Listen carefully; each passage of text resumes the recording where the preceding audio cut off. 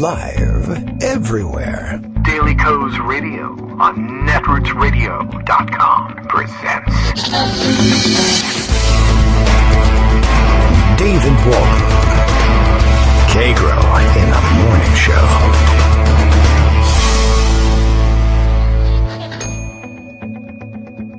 Now, here's David Waldman.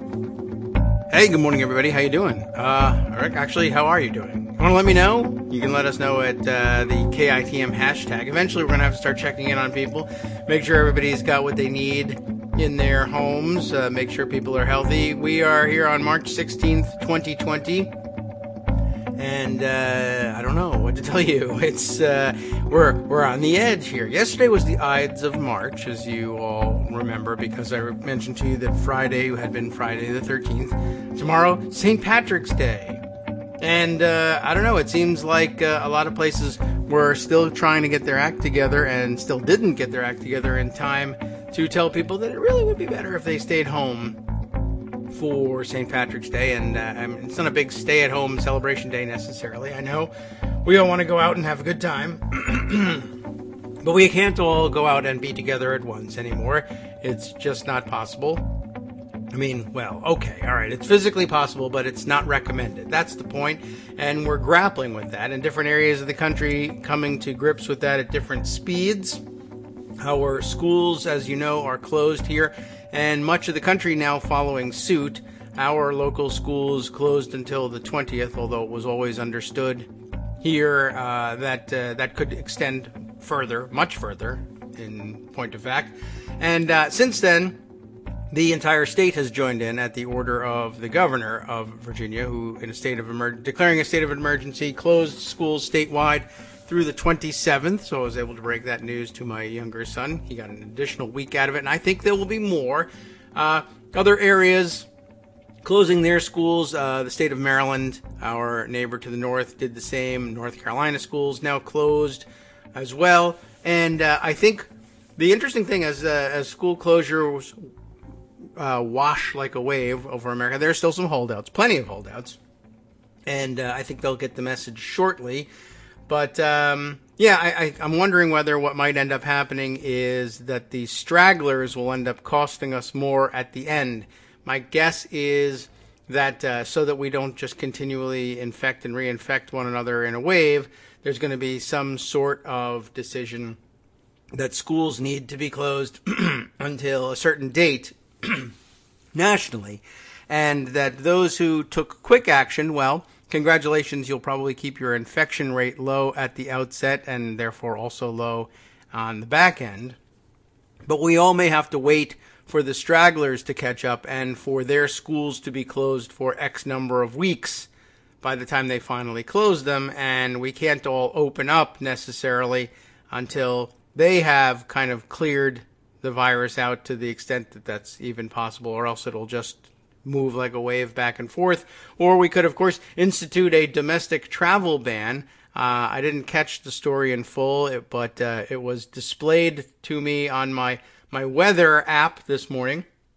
That collected among the coronavirus stories was the word that the federal government under the purported president of the United States, apparently Donald Trump, now considering a domestic travel ban. And that's, I guess, the biggest news in the overall sense has been how quickly a large portion of the country has come to the conclusion that things that they used to dismiss as crazy socialism and pipe dreams and just stupid and it's going to destroy our way of life, etc., are now necessary. But of course they come to us under new names or certainly in a new context. And I guess that's what I think Wolfram was talking about end of last week when he was saying, this really could have been a big socialism moment for the United States if, let's say, Bernie Sanders had been an overwhelmingly popular politician and, was on better terms, let's say, with a lot of people. But maybe, I guess the suggestion was that maybe he wasn't necessarily the perfect personal vehicle for delivering that news, and who is, really.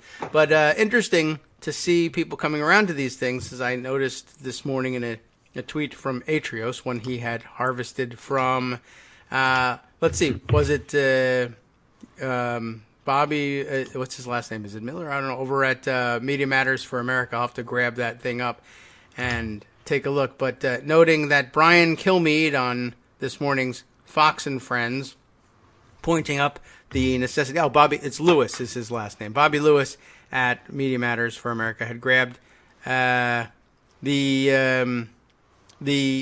word that Brian Kilmeade was calling for financial relief of the bar and restaurant industry, hard hit, of course, saying, I'm not sure what this first part means. I'm not faulting the leaders, obviously, i.e., I guess, Donald Trump.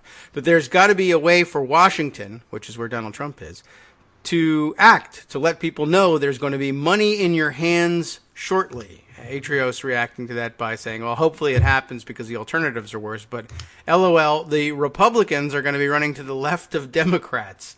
There's a serious danger of that in a way. I mean, actually, it was sort of part of Trump's weird populist appeal. I mean, he was lying. He's not going to help anybody. But that was the message.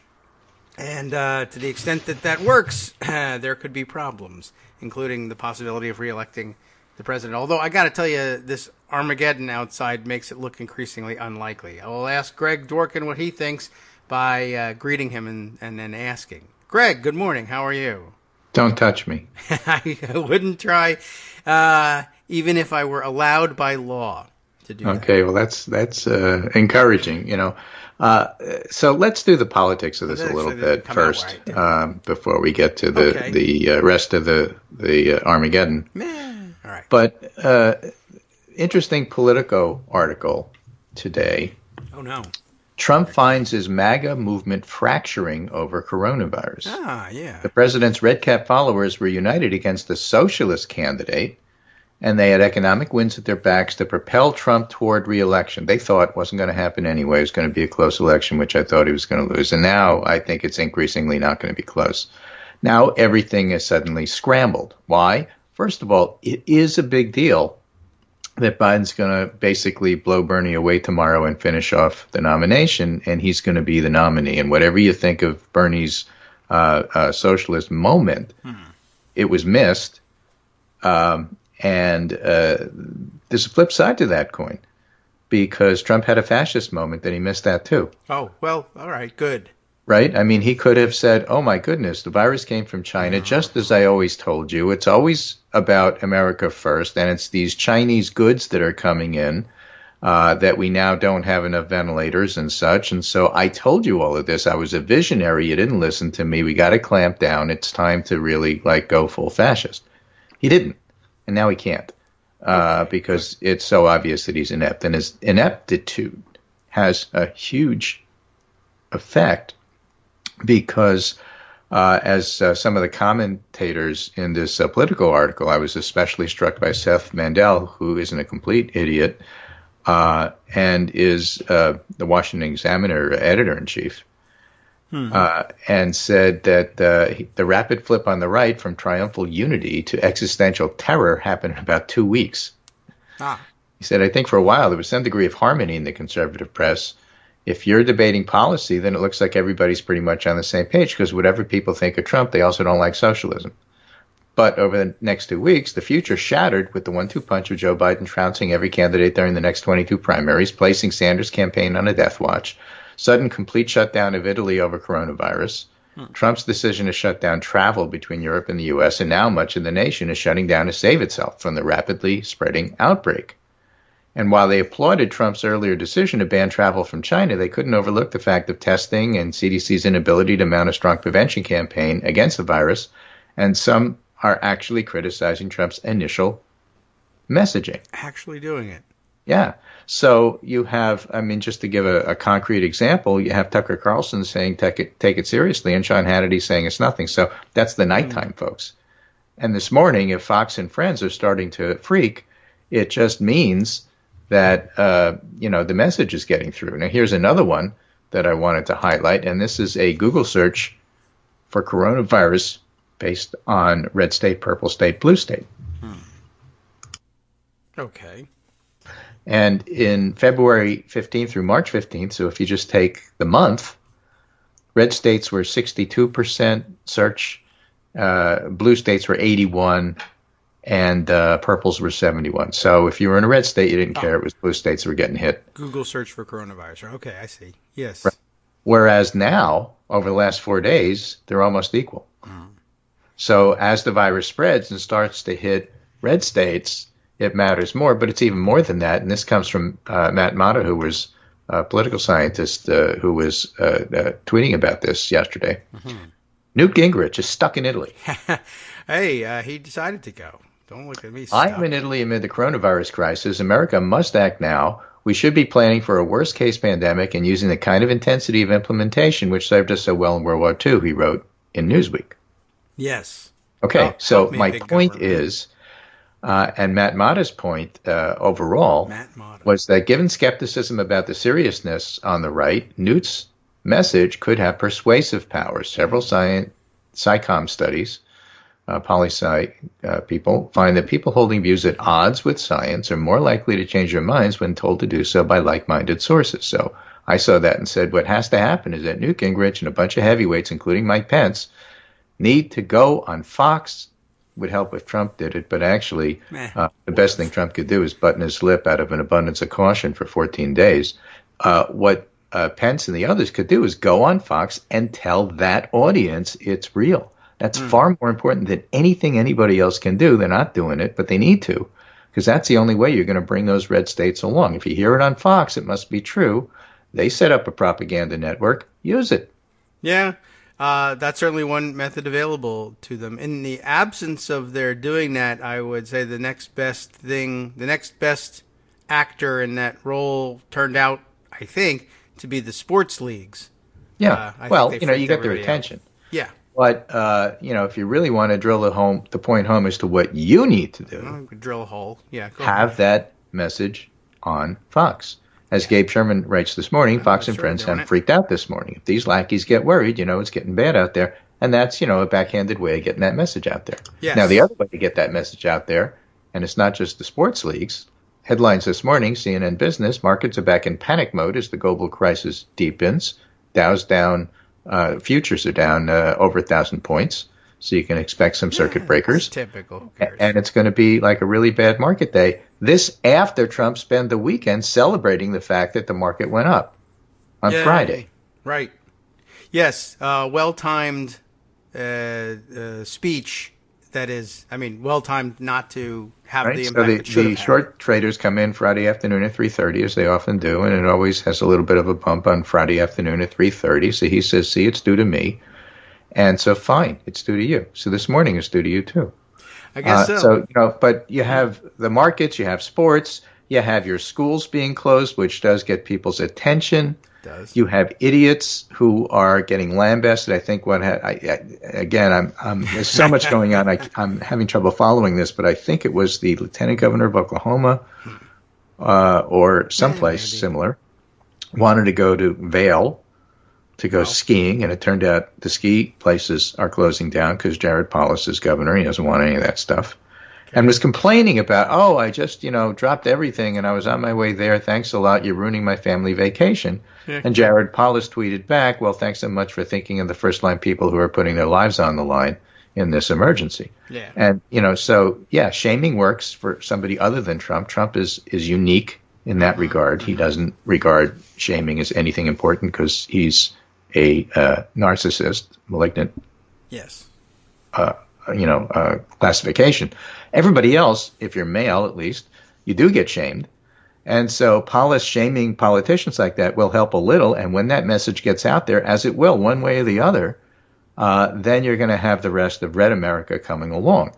You can look and say stupid things like, well, the flu kills more people than coronavirus does. Right. Sure. If you're looking at the end of the wave, you'll have more people dead than at the beginning of the wave. You can make the argument that flu kills more people in my town in a single day than any tsunami that hit Indonesia.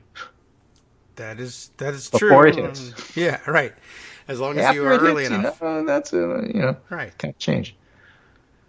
Right. More That's people true. die in my town from flu than any world war anywhere, anytime, added together. Well, that's true Right. until it hits.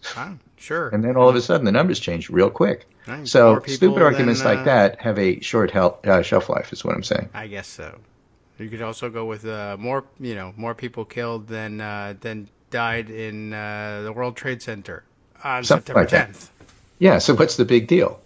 Right. It's not like that affected us or anything. Yeah, you're just at the beginning of the window. You're not looking at what happened with coronavirus isn't a question that anybody has answered yet. Right. So, new NBC Wall Street Journal polling out over the weekend, and this is relevant for the discussion about what's going on with the public having all this seep in. NBC Wall Street Journal poll: Trump job approvals 46, approved, disapprove 51, not that different from the last one. However, November matchups: Biden 52, Trump 43, Sanders 49, Trump 45. So, interesting situation there where people haven't changed their mind about Trump's job performance, but they're still ready to vote for Biden. That's part of it. But I think the more important part of it was Dan Dresner is trying to make the point that lots of folks are gobsmacked that Trump's approval rating remains in the mid-40s. But, and I'm speculating here, he says, want to hear from public opinion experts, I wonder if it masks a deeper problem. During a crisis like this, you'd expect a strong rally around the flag effect. I said this before. When people rally around Trump, his numbers go up a point. Yes, well. Right? They don't go up 10 points or 15 points. Trump is not getting a rally around him. Yes. And there's signs that his own supporters are fragmenting. We just talked about that article.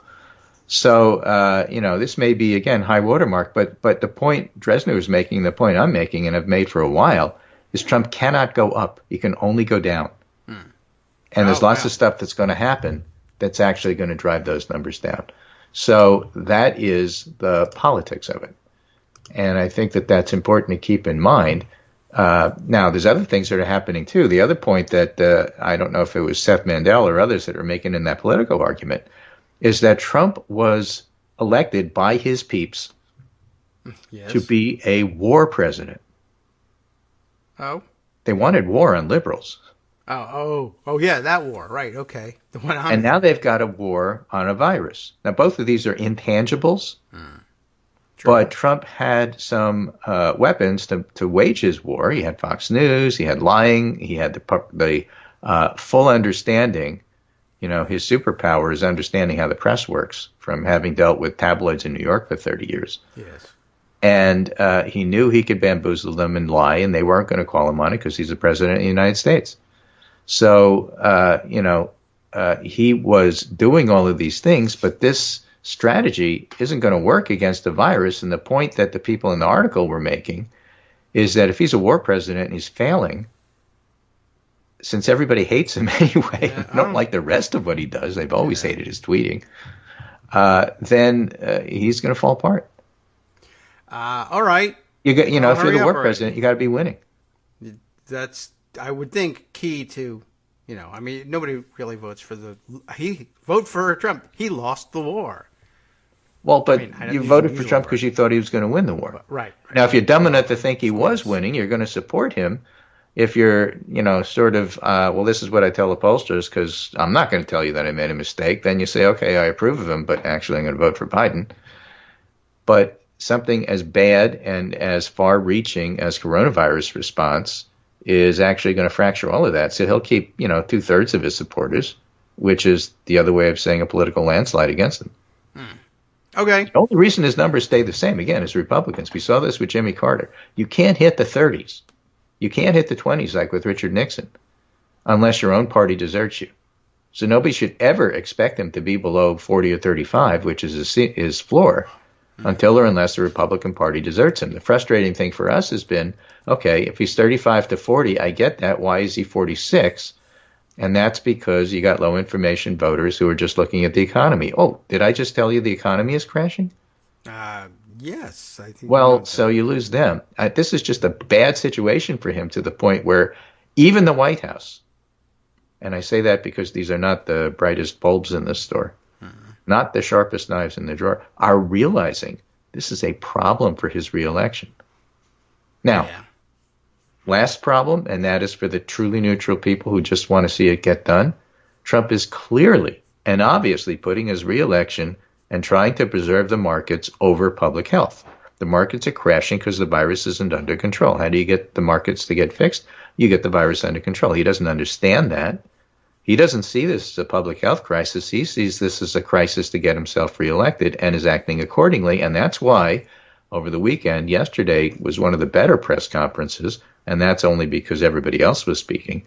But when Trump got on and babbled for 10 minutes, completely ruining it, he was talking about how the wonderful CEOs are going to get together and save everybody.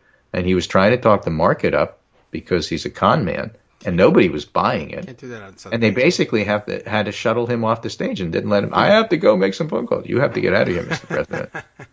I'm watching the futures, and they're dropping. Wow. Yeah, he really didn't do himself any favors with the timing. I mean, I guess he sort of thought he did on Friday, the timing, but it fooled him into believing that he could help the markets. Because I understand his takeaway from the Friday press conference was, I ought to do one of these every day. So Tom Frieden had a 7 things we need to do, number 5 on his list. We're not effectively communicating risk. That's because we have Trump out there. Mm-hmm. Most people who get COVID-19, that's the disease that coronavirus causes, have mild, moderate, or no symptoms, and approximately 99% recover. I wouldn't think it's that high. Yes, it's the most disruptive health threat since the influenza pandemic of 1918, and sadly, many people are still going to get sick and some will die. We need to focus our attention on preventing our most vulnerable people from infection and providing safe, excellent care to those who become severely ill. That's not the message that is being communicated. And further, he says public health professionals at CDC and elsewhere need to speak with the public every single day. Now, that means Fauci. I'm watching Debbie Birx. She may be good behind the scenes. She's not a very good spokesperson.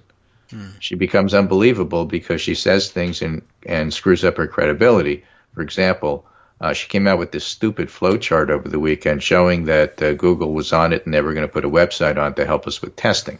Yes. Yesterday's press conference was 99% about testing because they realized that's what the public's very upset about. Fauci still remains good. He still remains the most trusted spokesperson. Birx shouldn't speak too much because she promises things and then it turns out a day later it's not true.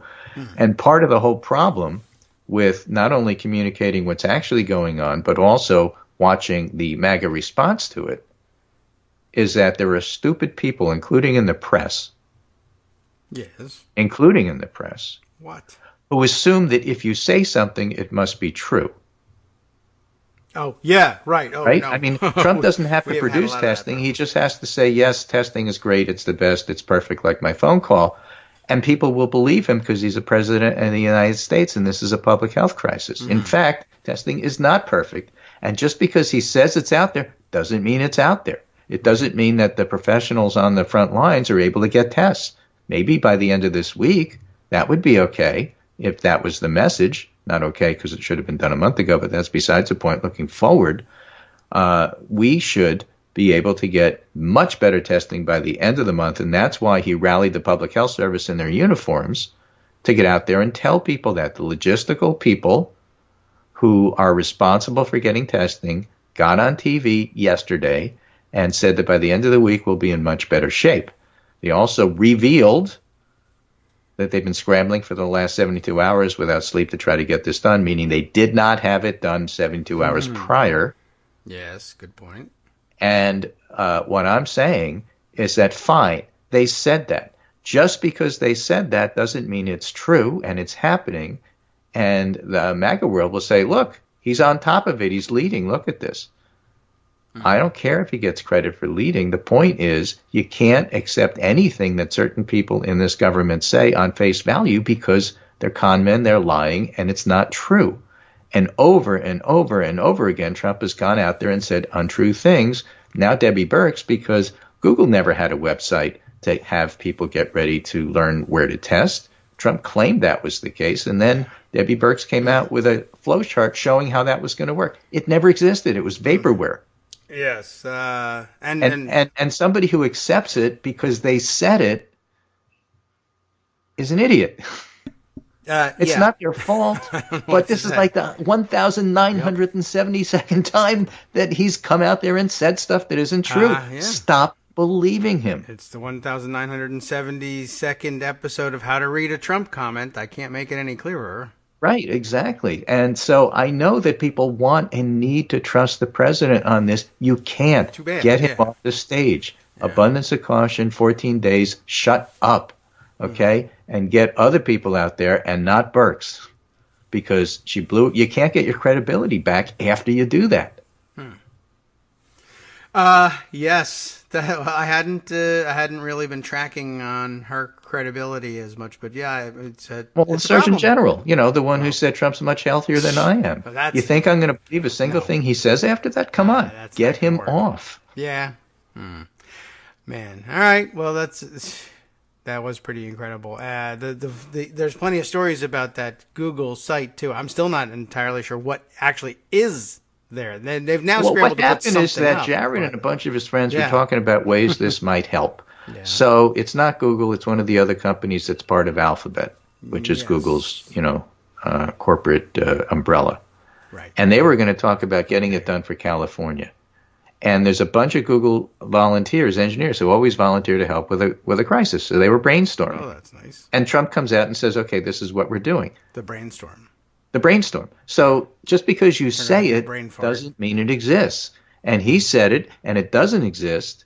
And anybody who backed that is on the credibility. Don't believe them. And start with Pence, who gets out there every single. Whoa, dude, great President Trump's leadership and foresight. We did this, that, and everything else. Anybody who says that, forget about it. I guess so. All right, so make a list. Check it as many times as you like, I guess. I understand there's some stories out there, too, that Jared's brother is heavily invested in the group that came out with this site as well, so we'll check into that if we can. Hi, everybody. It's me, David. Let's change things up from the old fundraising pitch for just a minute and talk instead about how you can be a part of our show. If you've got a smartphone or any other electronic recording device, why not sit down and record a segment for us? Read us an important article and give us your take. Read one of your own original essays, or even just give us your commentary on something you'd like to share that's important to you. Then send the file to me at kagrox@gmail.com, and I'll try and work it into the show. Short segments, a few minutes in length, are easiest to fit in. And of course, I can't always guarantee that I'll be able to play everything, but if you've ever shouted at your radio or TV about something you wish was being covered, here's your chance to change that. Make the show your own. Send your submissions to me at kagrox@gmail.com.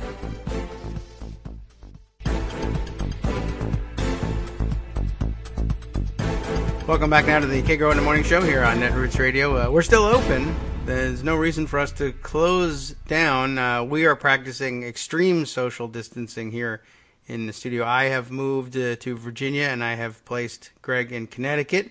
That should probably do. David and I are doing curbside pickup. Yes, right. Everything's going remote now. Unintended consequence of having all the schools closed, at least around us. I note that Best Buy is completely out of webcams. Ah. I was not as it happens, I have an old one around, and that's fine. But yeah, I've got now two kids who are at home who are going to need some kind of online instruction, and nobody knows how it's going to work, and we might not need a cam, but yeah, I'm just doing it through the camera that's built into the screen on the Apple. Yeah, well, I've got one built in on mine, but they can't have that. That's mine, and I might have to give it up. What if I have to give up the show so they can go to school? Right, that too. And yeah, so I think it's really still a big mystery. I don't know. Maybe there's no video component to online classes at all. In the end, it's just here's your homework in PDF. Well, it could be just one way. We show you stuff. I don't want to see what you're wearing. I see all the kids picking their noses online. It's going to be a gold mine. All right. So, from the Pundit Roundup today, cases in Italy and U.S. are rising. Urgency Act grows.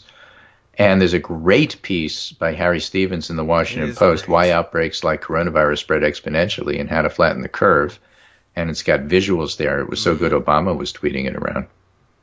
Oh, well, that's a measure. Sure. And then things happen. For example, Mayor Bowser effectively shutters D.C. bar scene. Yes. Restaurants, too. All nightclubs close immediately. Restaurant tables must be 6 feet apart. in the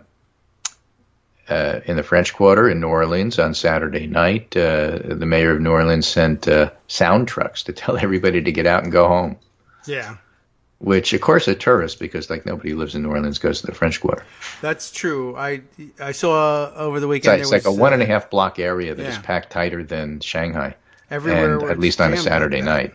And so the sound trucks had a little trouble getting through, but they got the message there. That's good. But I've been warned every time that I see one of these pictures at a big gathering tourist site, and I say, those people are crazy. They should get out of there. People who are local say, it's not us. It's not us. We know better than to go there. Yeah. Or think of it this way, a little closer to home, and you'll totally get the picture. Are you going to Times Square on New Year's Eve? Well, it's... What are you, crazy? So of course, I would never go there. Yeah. The only people that go there are tourists. I guess so. Yeah. Well, I haven't been. Now's my chance. Yeah. Well, go now. It's empty. All right.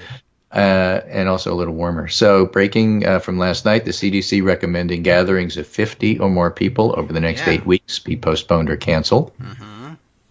Smaller gatherings are going to be under discussion as well. Right. Boston, mayor declares public health emergency, announces restriction on bars and restaurants. Yeah. Governor Cuomo took matters in his own hands and said Westchester, Nassau, Suffolk, and New York City schools will close with childcare for essential workers and food programs. New York City must have a plan for childcare and food in place within the next 24 hours. Oh. Why did the governor say that? Because the mayor was dragging his feet. Yeah, and he's not even Now the mayor's on the same page, but he was not leading, so Cuomo was. Right. Wow. Quick check, by the way, for those of you super tuned into the stock market, and I know you are. Dow down 2,250 points, 2,250 points. That's early. It's only 10%. Yeah, it appears frozen, so I'm guessing that might mean they locked it down within 5 minutes of the opening bell. So just to let you know. Now, don't forget the Fed lowered interest rates to zero because Trump told them to. That's not a bad idea, but it's just that they have limited amounts of what they can do after that. And today's Monday, if I'm not mistaken. This is process stuff. The Senate comes back, but they can't vote on any of the things that the House passed until tomorrow. Probably not, just because they're not actually back. Because they're not actually back. Yeah. So because when we say the Senate is back, we're talking Tuesday, Wednesday, Thursday. Yeah, pretty much. I mean, there's because probably going to be a session. Because business as usual. Because why? What's going on? Right. Why would you bother acting on anything at this point? You can just wait a couple of years, whatever. Yeah, they took off for basically for a long weekend, right in the middle of the crisis. But that's senators for you. Here's my favorite Newsweek article: "Young and unafraid of the coronavirus pandemic. Good for you. Now stop killing people." Yeah. This is Epidemiology 101. It really sucks. It's extreme, but luckily we don't have pandemics of this violence every year. So sit it out, stay put, don't travel. And I'll remind you of the Mike Levitt quote I know so well from 2007. Everything we do before a pandemic seems extreme. Everything we do after a pandemic seems not enough. Ah, right. Yeah, good point being made over the weekend. Same point, but different way, that if what we do to prevent the spread of coronavirus succeeds, everyone will come away thinking, it was a big waste of time. It was a big nothing. It's interesting because, again, public health is state and local, and the best work is being done there, not by the federal government, which is way behind. Mike DeWine, Republican from Ohio, is great. Jay Inslee, Democrat, Washington State, terrific. Andrew Cuomo. I always want to say Mario. Andrew Cuomo, yes. New York State, fantastic.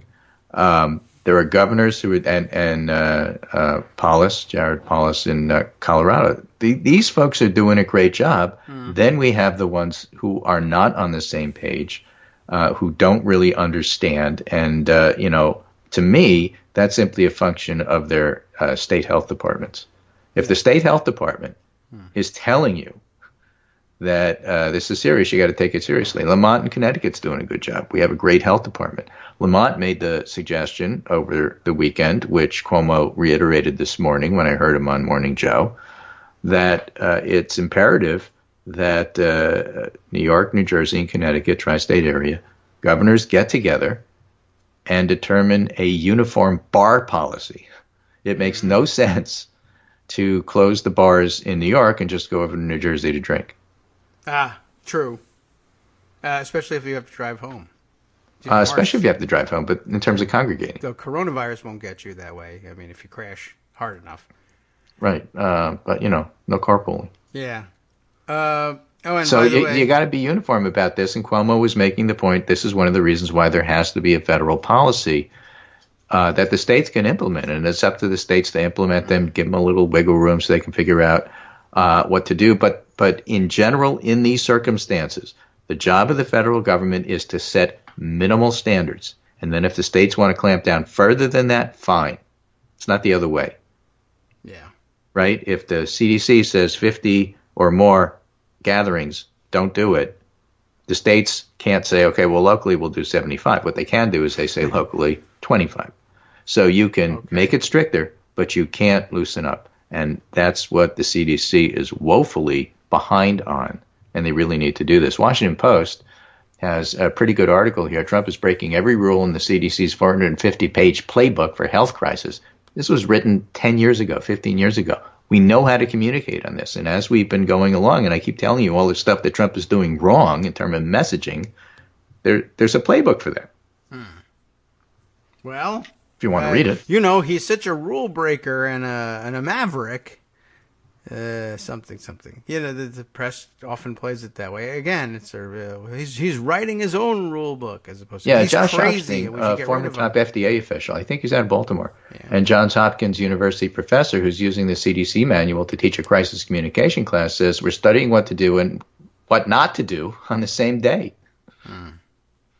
So thanks for illustrating that, Donald Trump, but that's not really the point. 2 weeks ago, Trump said the country would have 0 cases. Think about that today.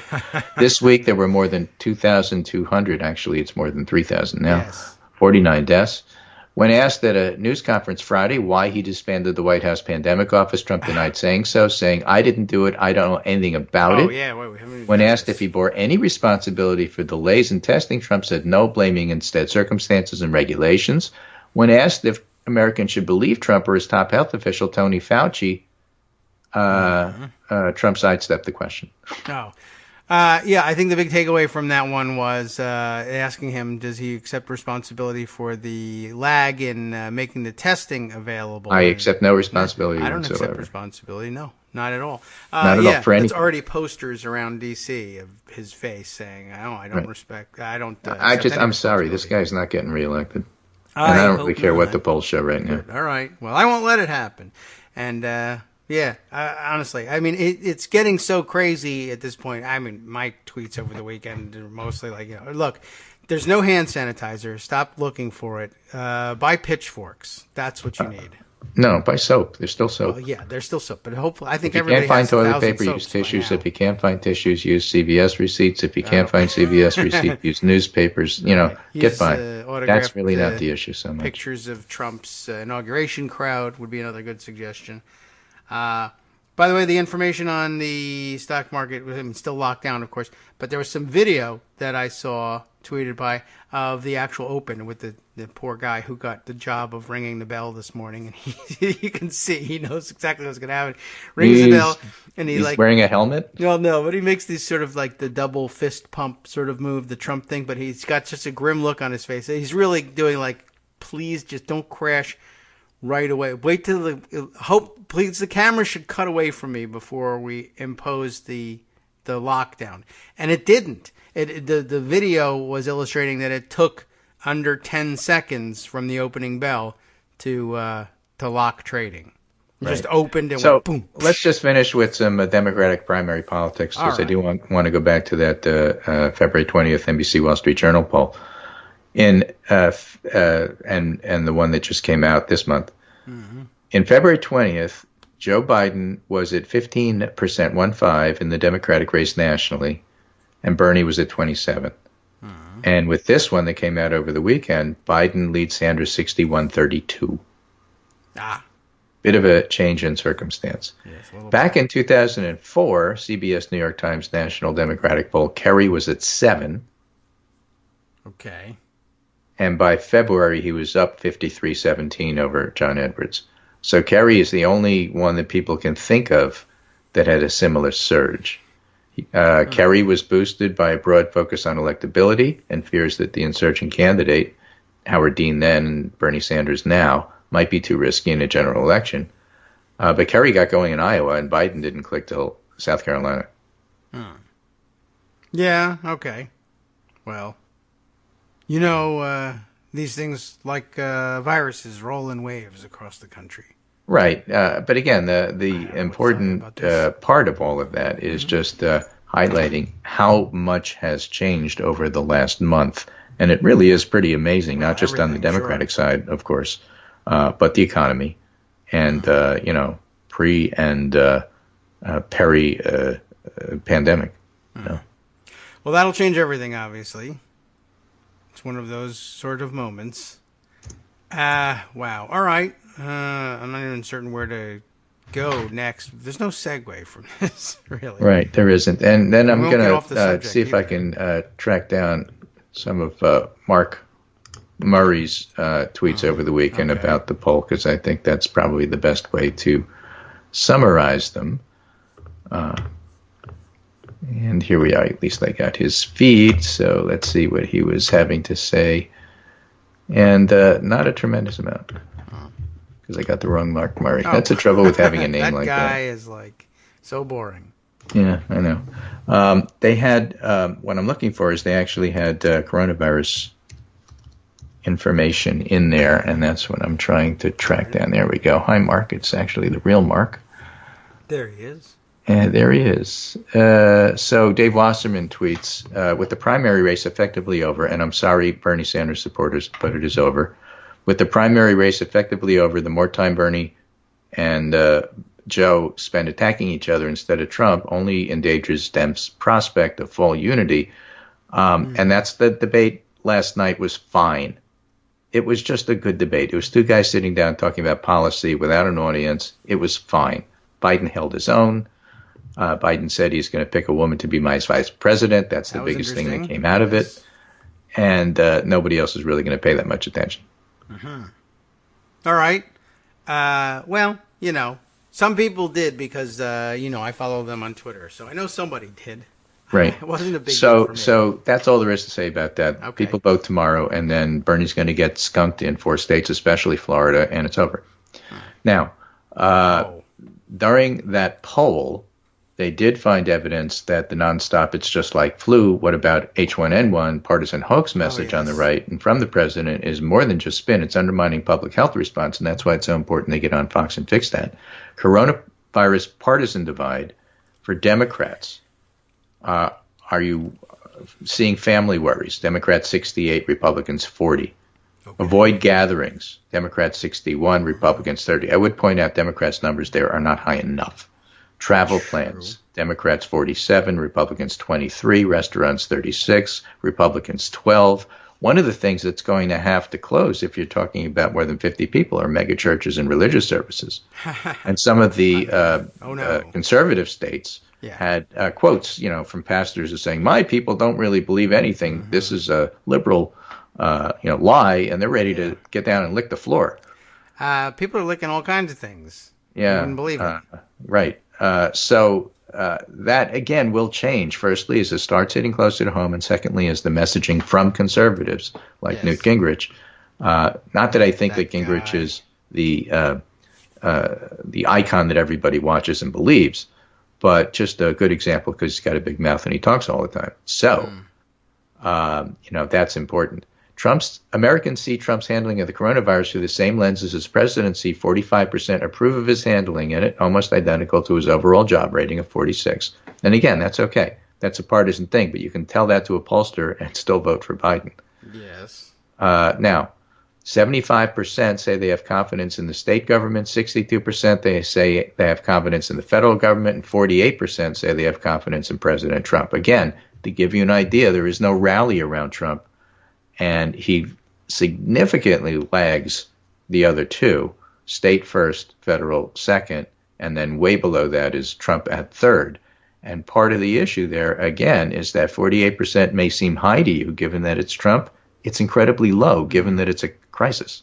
Yes. And people want they desperately want to be able to believe the president. True. And he still only gets 48%. Yes. Well, he's terrible. I mean, he ruined his credibility, and I guess this is the only thing he could possibly expect from it. Although I assume he just will tell everybody that he's universally loved. I don't know. Right. Trump approval in handling the coronavirus, all voters 45, Democrats 13, Indies 43, GOP 81. Stopper plan to stop large gatherings, all 47, Dems 61, GOP 30, Indies 51. Again, we're not getting the message out there enough.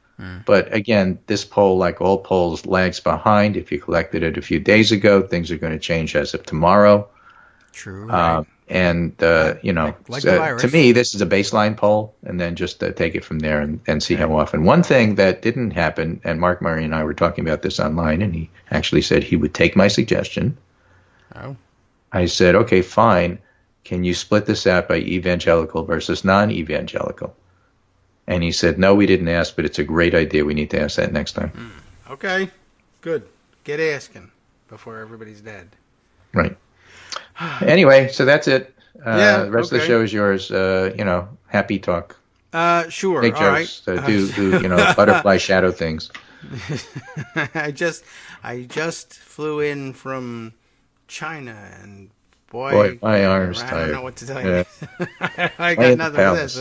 But, I will say this. I guess apparently Trump, believing in his own powers to rally the market from Friday, had scheduled a morning, like, opening bell timed press conference again on coronavirus.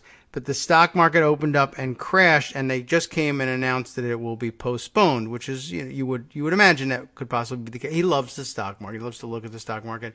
So something's depressing him. Well, he's come back. They've now come back with the new time, and you'll never believe it. It's 3:30. That's how they're going to delay it. And so he thinks that Friday will happen again. He'll get out. He'll say a thing. It'll gain 50 billion points.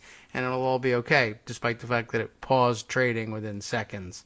Well, the market's down 2,700 points, or 11.72%. So far, that's not working. The S&P 500, 8% trigger circuit breaker has kicked in. I'm just saying, talking up the CEO, I'm friends with the CEOs, and they all talked to me and said, don't worry, there's going to be plenty of stuff on the shelves. The fact that it's missing is like, that's crazy because there's plenty of everything. It's just that you have to understand that what's he going to say? All these Democrats are buying up toilet paper, and so that's why. Sure, I guess so. But talking up the CEOs isn't going to convince the market. Promising tests when tests don't exist isn't going to convince the public. And that's where we're at. So I got to go. Okay. I'll see you. All right. Where are you going? Don't go out. Jeez. But you got things to do around the house? Some planning to do here. Okay. All right. Well, stay close to home. Travel ban. Yeah, absolutely. Okay. We'll talk Alrighty, take care, and I'll talk to you on Wednesday. Okay. And Inshallah. and I will tell you this. I don't know whether your schedule allows for it, but there's a clamoring for more Greg in these times of crisis. So whenever anything breaks, not like glassware around your house, but news. Right. If Well, it's I'll not be one of here your Wednesday, days, Thursday. It's always available. If things are really horrible, we'll talk about Friday too, because I'm not going anywhere. But okay, right. But I'm trying to. I'm retired, remember, but I'm still trying to work with my hospital and get stuff done. Yeah. So take care, and I'll talk to you Wednesday. All right. Very good. See you then, and we'll give you the news here. As I mentioned, let's see. We've got a lot of things happening all at once, and I'm watching them happen, and it's distracting me.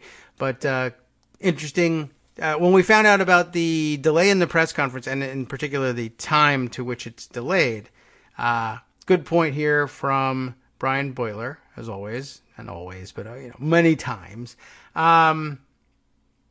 Getting information to the public, he's saying, delaying this thing from 9:30 in the morning to 3:30 in the afternoon, even assuming that Trump has something of importance to say in the middle of all of his self-aggrandizement, think about what that means, delaying the entire day to give us that information, which means that he didn't really have any important information. And as he says, getting information to the public in a timely manner, obviously, is far less important to them than convening another stunt in the hopes of manipulating the stock market before the closing bell. What else could it possibly be?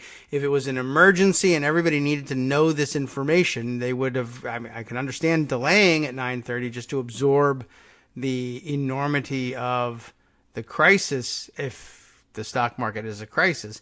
But then come on at 10 o'clock, come on at 10:30, something like that. But to wait until 3:30, I don't think you could make it any plainer.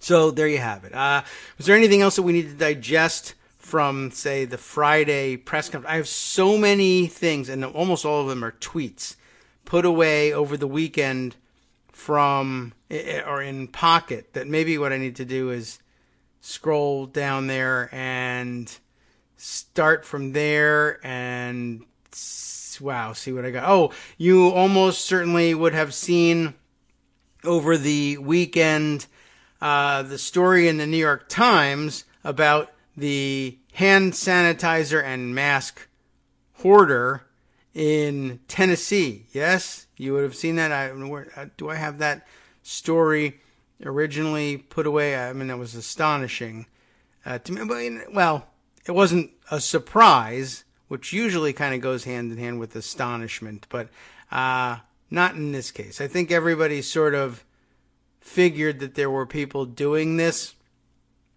but I don't know. Maybe we figured surely they're not going to talk to the New York Times about it and let them take their picture and put them in the newspaper. So there's a guy in Tennessee and whatever, and he reminded me a lot in the end of Martin Shkreli in his interest in taking advantage of people in a really terrible situation. So he's been hoarding hand sanitizer and I guess also face masks, which aren't really particularly good for you. It won't do very much for you, etc. We've discussed this before. But hand sanitizer, everybody wants to get a hold of. I've got none.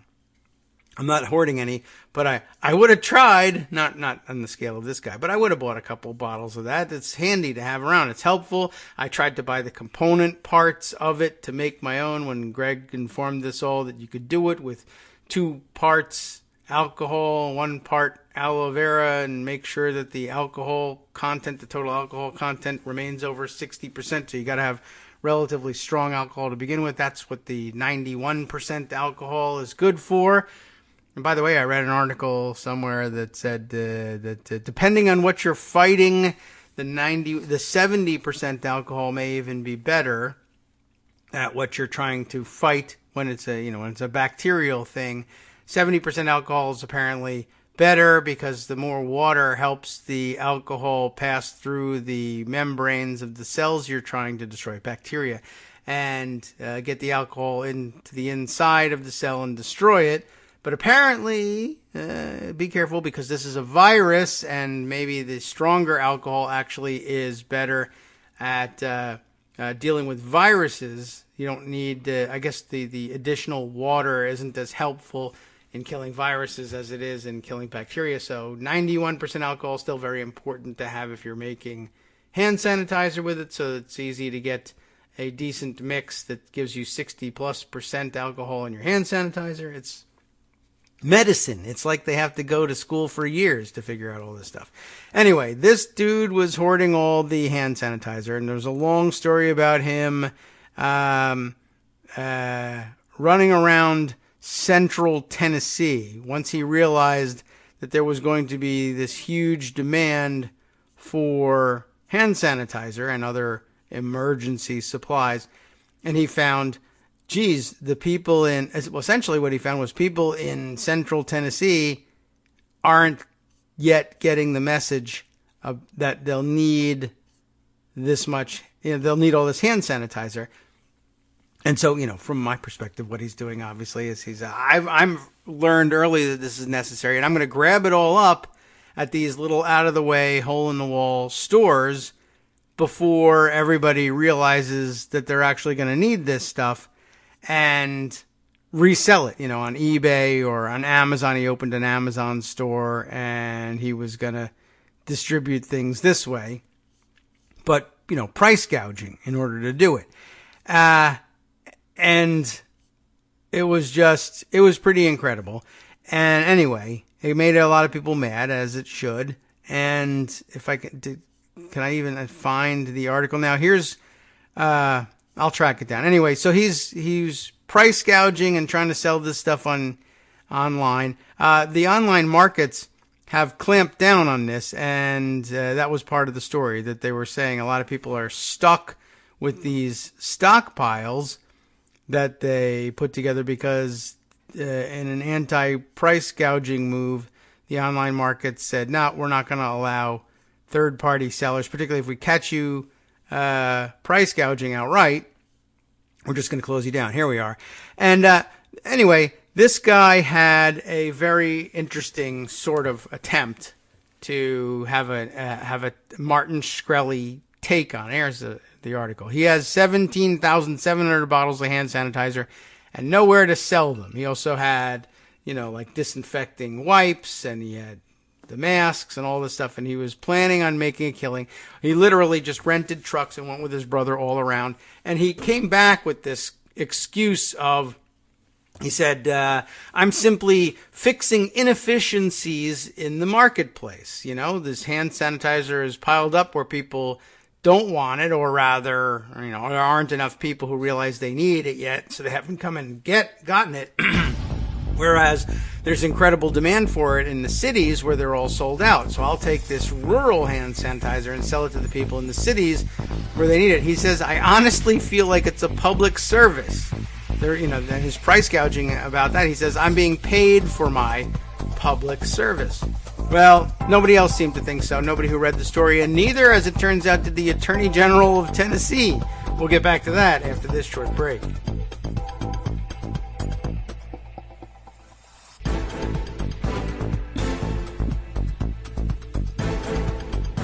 Welcome back now to the Kagro in the Morning Show here on Networks Radio. Let's get to the article. I guess we don't really need to read through the whole damn thing, but you'll get a flavor for what this guy is about. Well, it's a very interesting article. It makes for a good read. You can't believe this guy is doing this.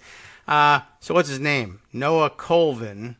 Apparently, don't go beat him up or anything. Matt and Noah Colvin apparently set out in a silver SUV to pick up some hand sanitizer, and driving around Chattanooga, Tennessee. They hit a Dollar Tree, then a Walmart, and a Staples, and a Home Depot. Is it Staples still?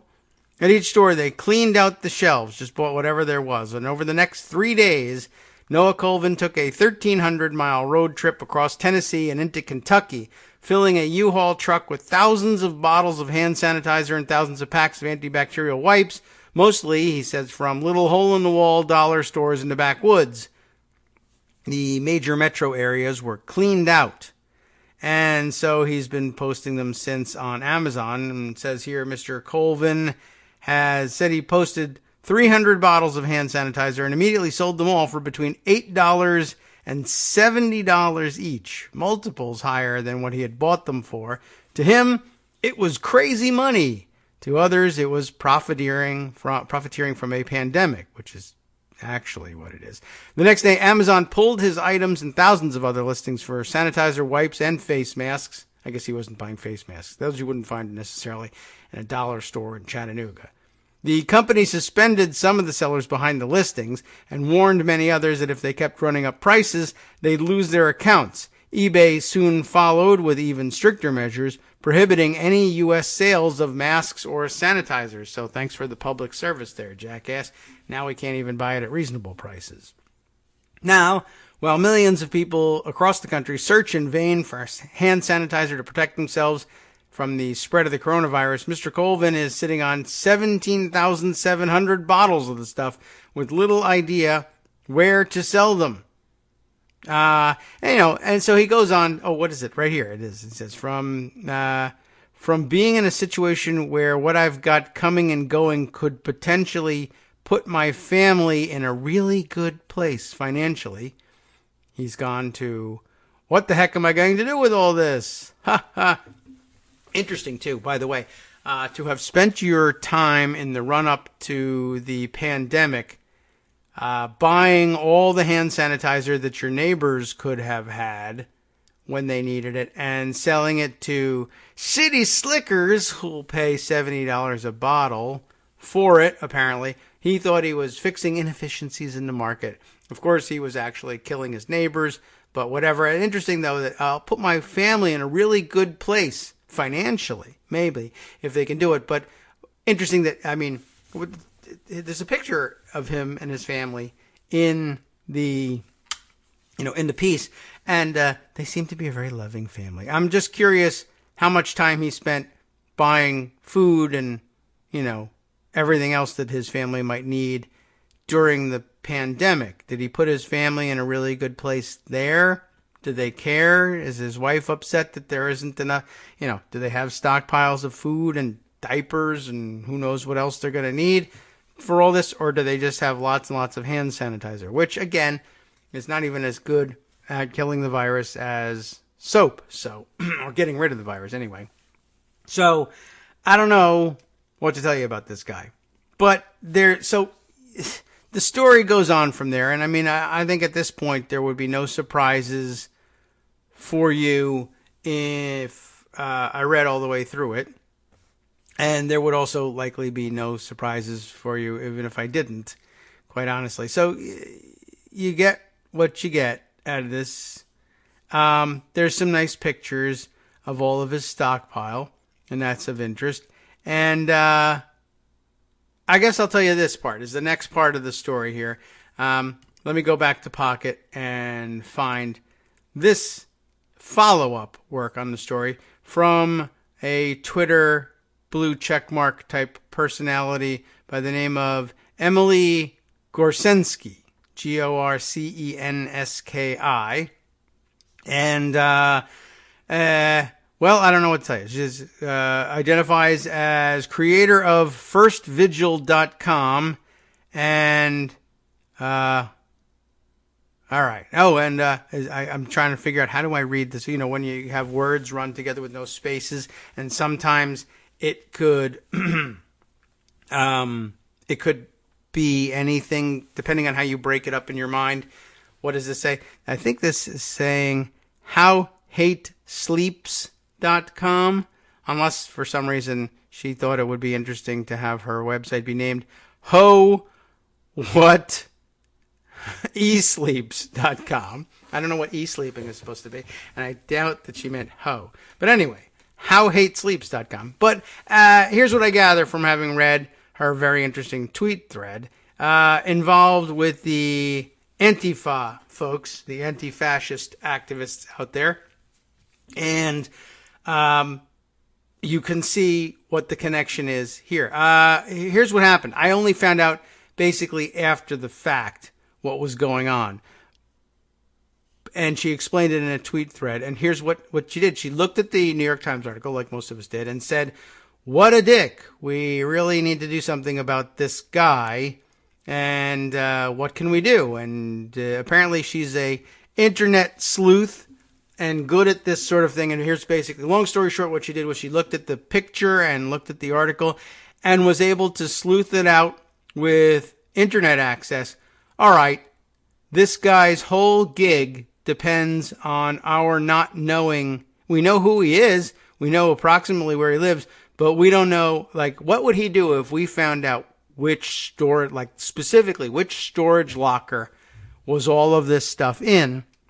And what if the torch and pitchfork crowd, although the torch crowd is fascist, pitchforks, I guess, are anti-fascist. I don't know. Anyway, what if we found out where this was and we just said, to hell with this? I mean, if you know exactly where you're going and you got a big angry crowd, and you shouldn't be getting big angry crowds together anywhere at this point in the middle of a pandemic, but let's say you were doing it for the sake of liberating 17,700 bottles of hand sanitizer, which could sanitize enormous parts of that big crowd.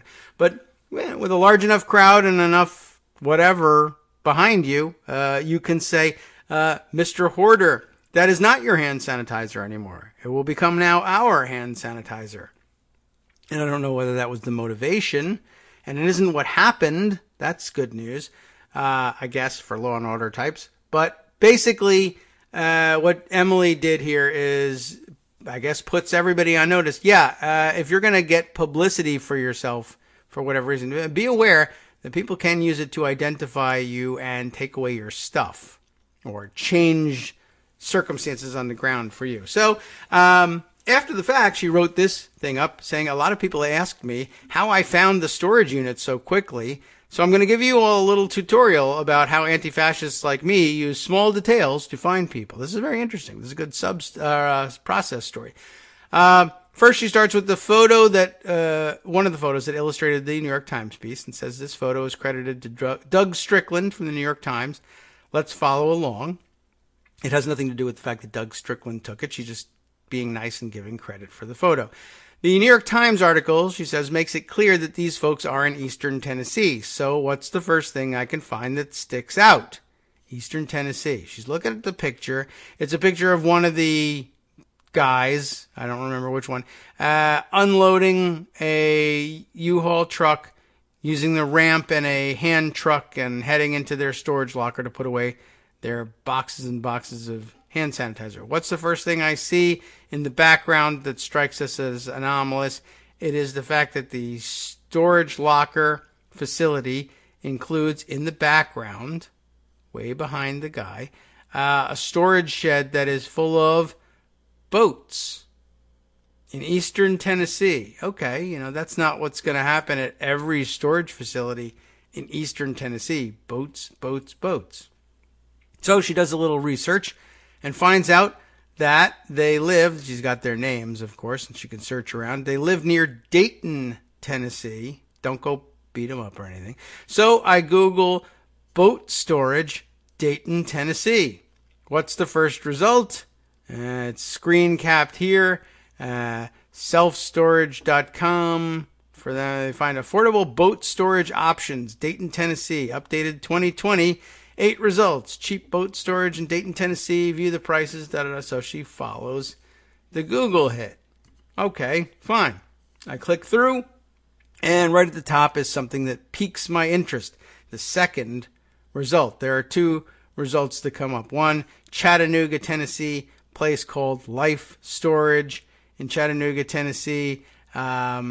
It's whatever, they got their prices up there, but this one looks like a 3-story building, whereas the second hit for Life Storage in Chattanooga looks low slung and a lot more like the storage facility that's in the picture. So she's zooming in, zeroing in on this one.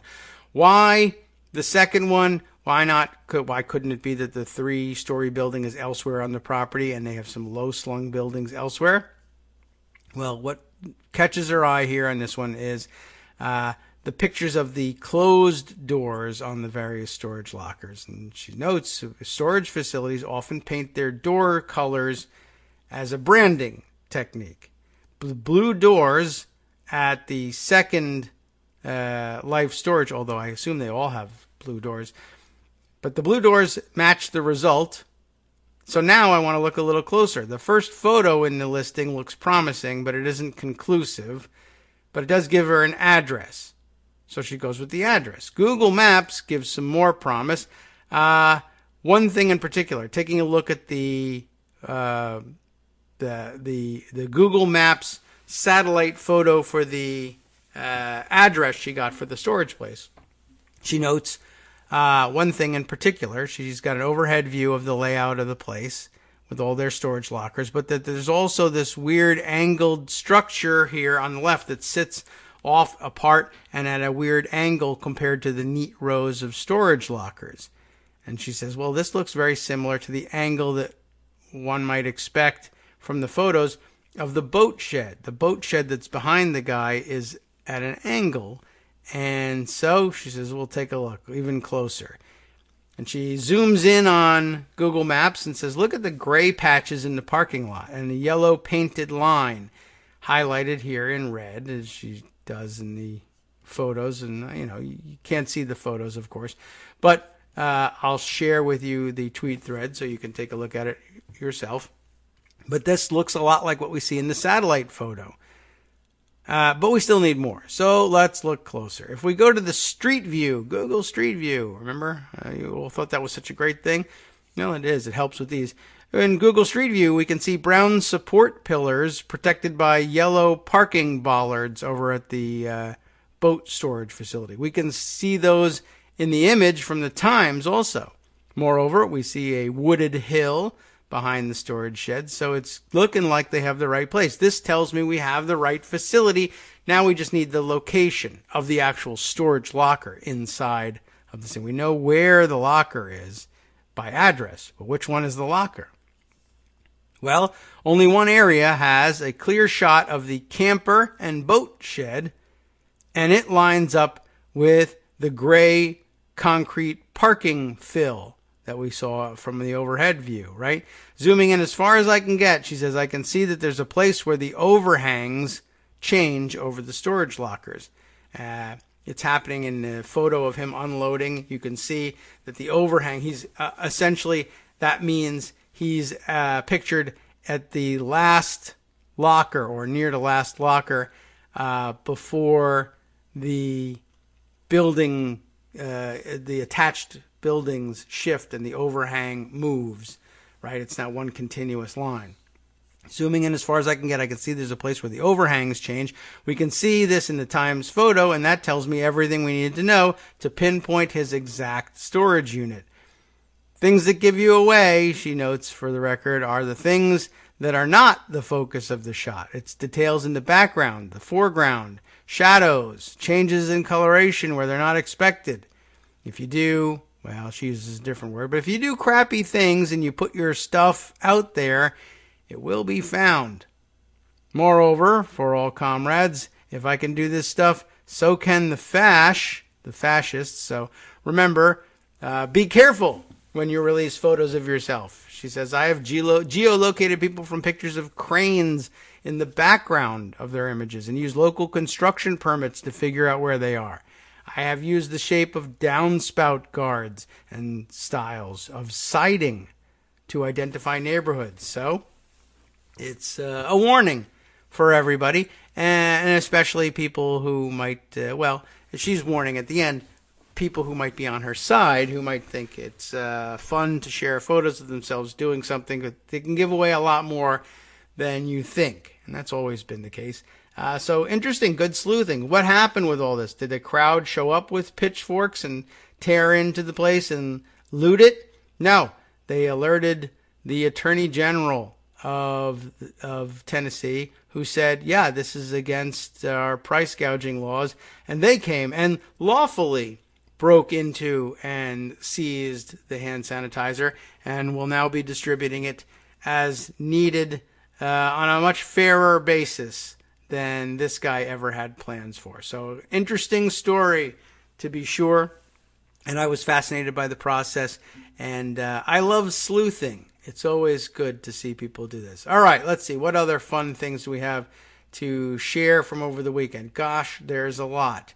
Let's see. Greg mentioned that there was some question about whether or not there really was a Google-built website that was supposed to help monitor the situation nationwide. And like most other Trump comments, it turned out mostly to be nonsense. Let's see. Oh, do we have more information on that? Yes. Right here we have, I grabbed this story that probably flew by via Twitter on Saturday as we were driving down to extract my son from his college campus, which is now closed down.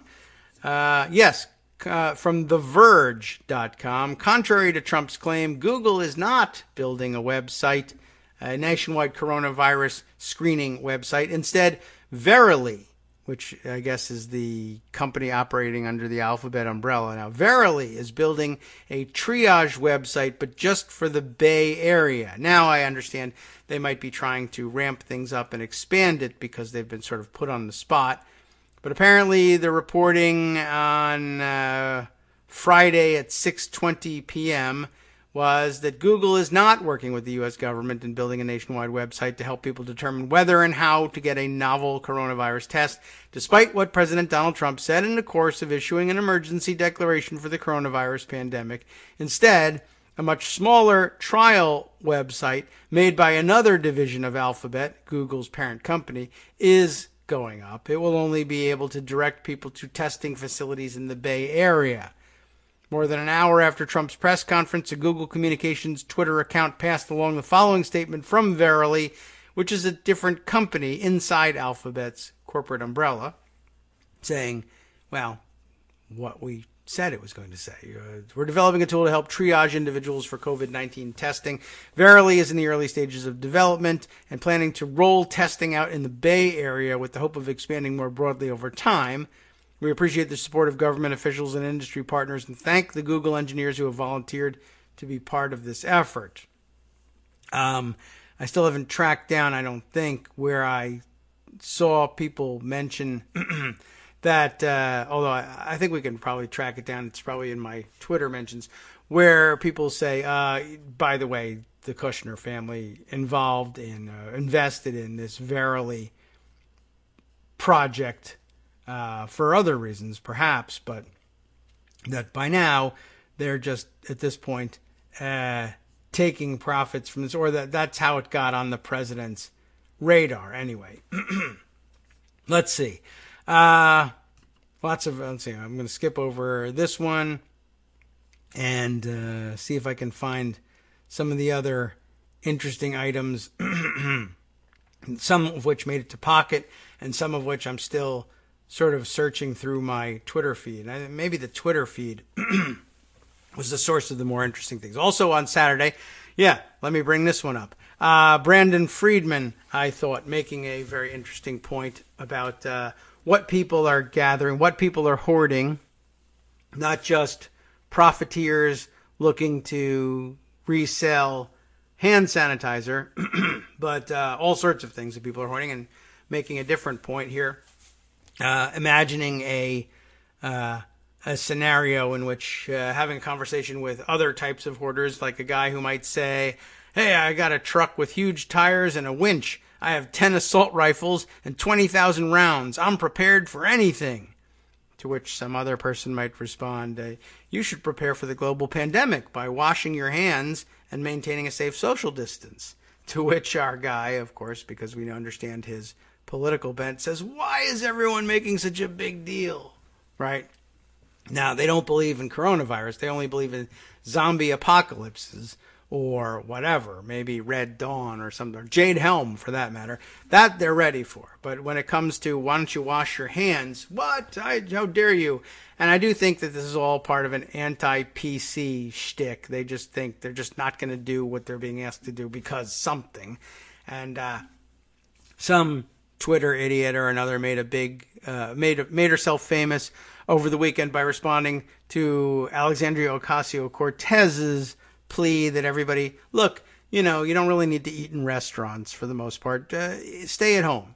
Eat there. It's much safer for everybody. And this young woman responded, AOC had said, especially if you're, we know that older people are vulnerable, but even if you're under 40 and you think you're less vulnerable to this thing, do everyone a favor. And it's becoming clearer, I think, and I don't want to speak as a medical person here because I'm not one, but all the discussion that I'm seeing seems to be leading us to the conclusion that you can be an entirely asymptomatic carrier of the virus, and you may never develop symptoms at all of any kind, or you may be one of the luckier people for whom coronavirus manifests in a very mild case of COVID-19.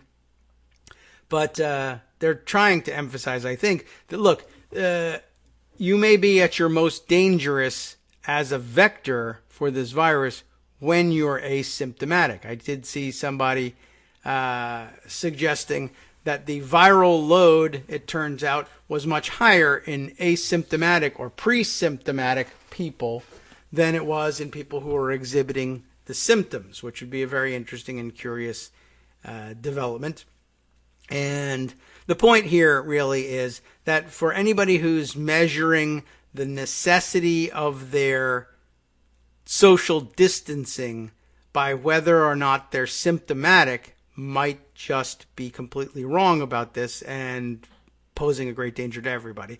And anyway, so AOC was saying, even if you're under 40, stay home, eat at home, don't go to restaurants, don't crowd in. And this woman responded gleefully about how she was 30 and she just went, purposefully went to a very crowded Red Robin restaurant, which really I just don't recommend at all. Even if you're alone in a sterile Red Robin, I just don't love Red Robin. But okay, people do. They have hamburgers, and America loves hamburgers. But she made this big deal. She's wearing it like this badge of honor that she just ate at this crowded Red Robin. And I took my sweet time eating my meal, and it was delicious. And I did it because this is America, and I do what I want. This is not just necessarily a random 30-year-old. This is a woman who's apparently standing for election to the school board in Clark County, Nevada, the Las Vegas area. And whatever. Now, I don't know whether she's changing her mind at all these days, because, by the way, as it turns out, MGM Resorts is closing all of its casinos, and that's like a dozen casinos on the Strip, and it's pretty major, and they're going to be foregoing billions of dollars of revenue to do it, but it's the right thing to do, and hopefully others will follow suit.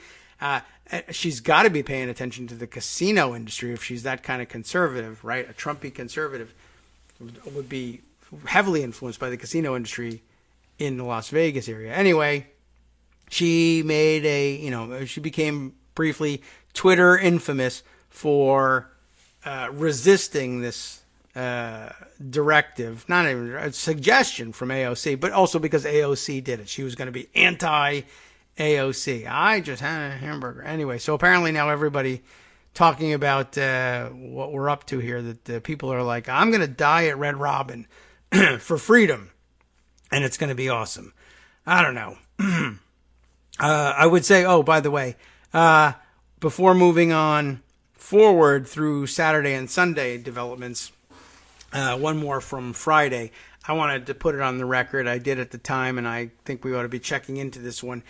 I think the next big thing, although everybody is upset about testing, obviously, and with good reason, and we've been getting, even medical professionals have been pushing, agitate on testing. But I think the next big thing that's coming, and I saw someone tweet as much, is that to the extent that raising awareness is pushing public officials to be more aggressive in pushing out testing and making it more available, maybe we can replicate this with the next most important thing. One, getting medical professionals more masks and gowns and personal protective equipment. And two, the drastic shortage that we might end up facing in supply of ventilators. As part of the Friday press conference, I think what will turn out to be the biggest lie told at that press conference was Trump's line about I guess he had heard that we were short on ventilators. He said, don't worry, we have ordered a large number of ventilators. And it just sounded like the sort of imprecise, consumer-focused language that indicated to me that he hadn't talked to any real experts about what normally when we're talking about getting that number of items as a national priority, it's that we are procuring things. That might just be a synonym for it to say we ordered it, but he makes it sound like we went on Amazon and ordered it. And so I ordered it, and so it's coming. And by the way, I think a lot of people who have ordered things on Amazon are going to find out that Amazon said, yeah, sure, we'll bring it to you, and it may or may not be coming. But yeah, I think we may find out that turns out to be another line of BS, that we didn't order a large number of ventilators. We may have ordered none, and there may be none coming. So keep an eye on that one. But there's more, of course. And moving on into Saturday, other crazy things that people were doing or saying. We'll round up some of them here. we also found out over the weekend that everybody and their mothers and brothers who happened to be at Mar-a-Lago last weekend for a big fundraiser, they all have coronavirus. But the president, of course, claims he doesn't. That's, I guess, the next thing that developed over the weekend. The controversy over, or how to read a Trump comment about whether or not he's been tested or is going to get tested. He's crazy, and we'll straighten it out after this. Hi, it's me, David Waldman, your host for Kagro in the Morning, and I've learned that I either need to update these announcements more often or stop saying that the announcements are brand new. What's not new is that this message, too, is a call for your support in keeping the Kagro in the Morning show on the air. My thanks go out to all of you who do support the show through your donations. The stats say that Kagro in the Morning fans download our program about 2,000 times each weekday, but our donors make up only about 8% of our daily listeners. Patreon.com, Patreon.com, makes it simple to make easy, secure, recurring monthly contributions to support our show. Patreon.com/KagroX gets you straight to our donation page. If we're helping keep you sane during the Trump era, consider what that's worth. $1 a day? 50 cents? One thin dime? We do about 20 shows a month, so pick a number, do the math, and head to Patreon.com/KagroX to let us know. Thanks again, everyone, for all your support.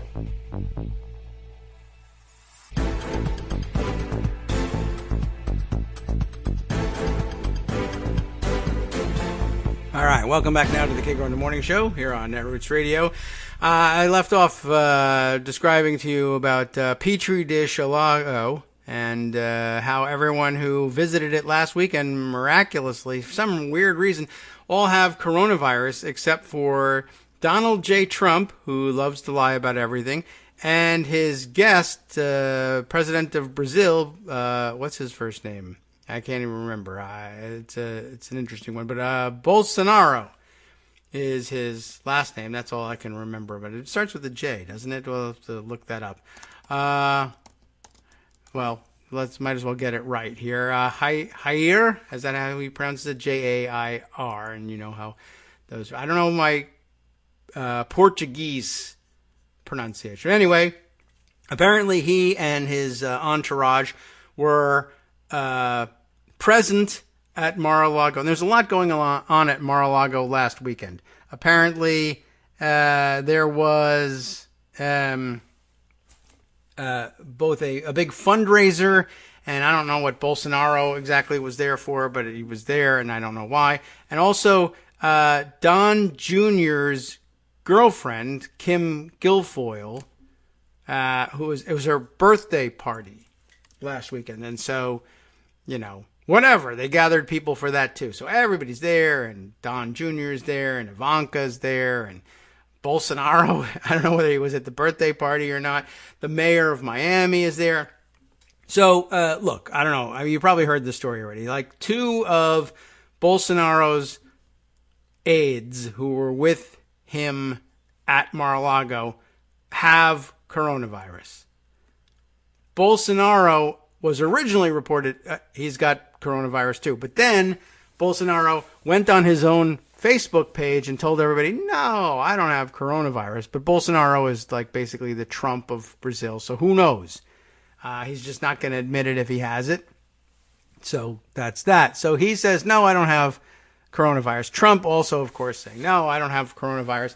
The mayor of Miami, as I mentioned, was also there. He has the coronavirus as well. It was a big fundraiser. Rona Romney McDaniel was there in her capacity as chair of the RNC. She has coronavirus. Everybody left and right, 75,000 people who were at Mar-a-Lago, they all have, who were next to Donald Trump, all have coronavirus. So on Friday, of course, he was asked and cornered, really, forced into discussing it by a great reporter, who, I don't know, I can't remember which woman it was who asked this question, but it was great. She said, basically, look, you've said you're not going to get tested for coronavirus. I don't remember whether he interrupted her to say, no, I didn't. But his answer was, I never said I wasn't going to get tested for coronavirus. And he spent weeks saying he wasn't going to get tested for coronavirus. So she's like, oh, okay, well, good. Well, are you going to get tested for coronavirus? Because all the people who were around you in the last couple of days, they all have coronavirus. Ivanka was meeting with an Australian elected official, somebody, and I don't know who it was this time, but she met with him with Bill Barr. For some reason, she was there. I don't know. He's got coronavirus. She says she doesn't. Anyway, so Trump's like, I don't have coronavirus, but I don't need to get tested. But are you going to get tested? I never said I wasn't going to. Okay, well, are you? And he said, yeah, probably, because he wanted to fight with the reporter. Yeah, probably at some point. And then he, of course, remembers himself and says, well, I'm not going to get tested for coronavirus because of the reason you said I should get tested by corona. I'm not worried about catching it from people or anything like that. But I might get tested just, as a matter of course, because it would be a good idea to test myself because I'm the president and I'm getting a health checkup or whatever. So maybe for that reason I would get a coronavirus. Not because you, but yeah, she forced him into it. So that's good. So anyway, he says, I'll probably get it at some point. Then later that evening, the White House doctor puts out the first of two memos from the weekend. The first memo says, there's no indication for doing this testing. Well, of course, we've been telling everybody that, with a shortage of tests, we don't say that. But that being the case, people are complaining all over the country. I can't get tested. I can't get tested. And finding out that the bureaucratic rules for it are, we have so few tests, we can only spare them for people who are exhibiting symptoms, so give us reason to believe that the test is going to find something. We don't just test the general population. So without any indication that there's a reason to test Trump because he's not showing any symptoms, we're probably not going to test him. So the president's not going to get tested for coronavirus, says the White House doctor Friday night. Now, meanwhile, I'd argue with the doctor right there and just say, you don't think he was showing any signs of coronavirus? Have you ever heard Trump's voice so weak as it was at that Friday press conference? You could barely hear him. Go back and listen. I think he sounded sick, quite honestly. Anyway, whatever. I suspect everything with him, but I really do think he sounded ill. And maybe he sounds better now. I don't know. And, maybe he's telling the truth. Anyway, the point was that, Friday he's asked, you said you wouldn't get tested. I never said I wasn't going to get tested. All right, you are going to get tested? Yeah, probably. Doctor says, nah, he's not going to get tested. Saturday morning, Trump comes out, well, I got tested. Guess what I did? I got tested for coronavirus. Not because you told me I should or asked me any embarrassing questions, but because other reasons. I got tested. And we'll have the results in a day or two, which is generally, what people find is the case when they get tested, that it takes a while to run the test. Nonetheless, by Saturday, late afternoon, evening, whatever, out comes a second memo from the White House physician that says, well, I got the test results back faster than anybody's gotten their test results back for. I don't know what the test involves. I'm not sure. I don't know what tests they used. I don't know whether the old tests that didn't really work are faster than the new tests that don't work, or the WHO test. I don't know. So I can't tell you for sure exactly what happened. But the test results came back a lot faster than anybody else's test results. But it's the president. Can you do it faster? Some people said maybe the delays are, all about processing and the volume of tests they have to run. And if you set everything aside and could do the president's test immediately, or delivering the thing to the lab or whatever, you could deliver it in a helicopter for the president, right? Maybe that's it. I don't know. But whatever, he said it would take a day or two. It only took a couple of hours. And guess what? The president's negative for coronavirus. And no White House physician is going to say he's positive, even if he is, because they'll be fired. Earlier that day, by the way, Trump makes an appearance in the press briefing room and is asked, Mr. President, what's your temperature like? Because apparently one of the leading indicators is the high fever. Has your temperature been normal? And he says, very normal. Now, there's only, there's normal and there's not normal. I don't know what very normal is supposed to mean, but that's what he says. And as he's walking away, he turns and does one of his, back of the hand stage whisper aside and says, and I wouldn't admit it if it weren't. I wouldn't tell you if I did have a fever, essentially, is what he's saying. Which is like, hello, you also wouldn't tell us you had coronavirus if you did. So what are we supposed to make of these dueling White House physician memos? He's not going to get tested. Not only is he not going to get tested, but he did get tested, and he did great. And he got a higher score on his test than anybody else. He didn't actually say that, but he might as well. That's the sort of thing that they say about these things. So that's the back and forth. It's just also kind of weird, like, this.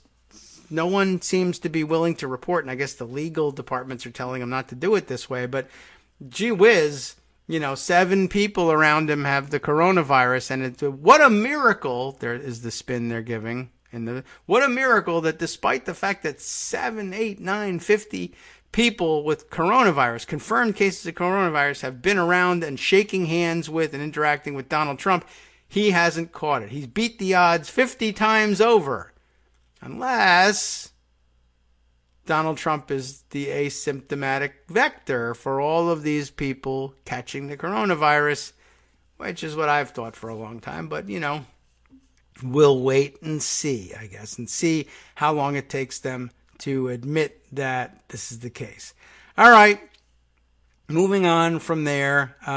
It's been a crazy kind of a weekend, to be sure. And by the way, we should be as regards his test, as we say with everything, show us the paperwork, and then I'll believe you took the test. I want to know what test he took, and I want to see everything about it, so that people who know what they're talking about can take it apart. I think we'll eventually find out he didn't really get tested the way we thought he was getting tested. All right. So what else have we got about that? Moving on from the testing, I think. Where are we? Let's see. We also found out, according to Deputy Press Secretary Judd Deere, that out of an abundance of caution, this is where the temperature came from, temperature checks are now being performed on any individuals who are in close contact with the president and vice president, our own Joan McCarter, asking, well, is this to protect Trump and Pence or to find out if they've been infecting everybody else? Entirely possible.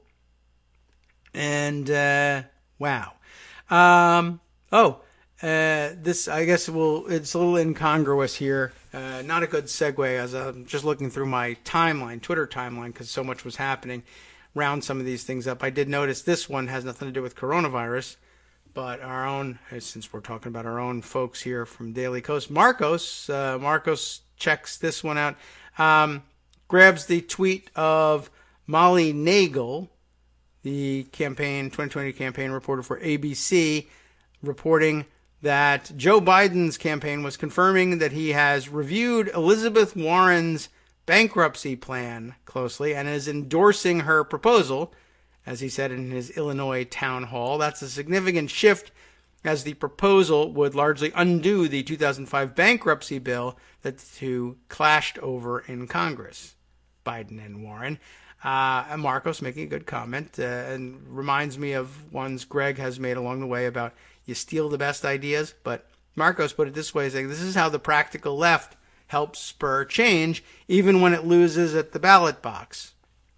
And I guess is part of your answer about why perhaps Elizabeth Warren didn't rush to an endorsement once she dropped out. She had, I guess maybe the crown jewel of her very many plans on which she ran would be this bankruptcy proposal.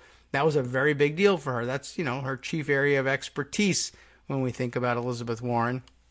And so she had an opportunity here.